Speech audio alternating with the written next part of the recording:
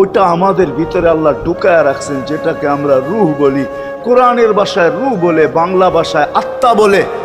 যেটাকে আমরা আত্মা বলি ওটা আল্লাহর হুকুম ছাড়া কিছু না।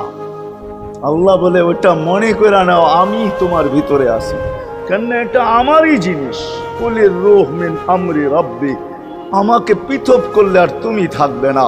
তখন তোমার চক্ষু থাকবে আইন লা তানজুর, তোমার চক্ষু থাকবে দেখবে না। উদুন লা তাসমা, কান থাকবে শুনবে না।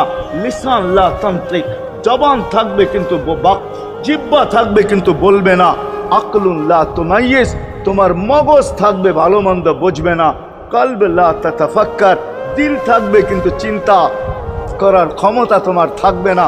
ইয়াত লা তাফতিশ, হাত থাকবে ধরবে না। রিজল লা তামশি, পাও থাকবে চলবে না। তুমি হবে লাশ। লাশ ওই আল্লাহ পর্যন্ত যদি গ্রহণযোগ্যতায় পৌঁছাইতে হয়, ওইখান থেকে বাহির হয়ে গেছি। ভালো তো বাসি, কিন্তু আগেরটুকু জানি না। ও মেরে দোস্ত, শুধু ভালোবাসলে চলবে না। আবু তালেবের চেয়ে বড় ভালোবাসা আপনার আমার ছিল না, ছিল না। সাহাবাদের মতো ভালোবাসা আপনার আর আমার নাই। আছে নাকি? হ্যাঁ, আবু তালেবের মতো ভালোবাসা ছিল। চলেন শর্ট করি, আবু তালেবকে নিজের হাতে আল্লাহ রসুল কবরে রাখছেন।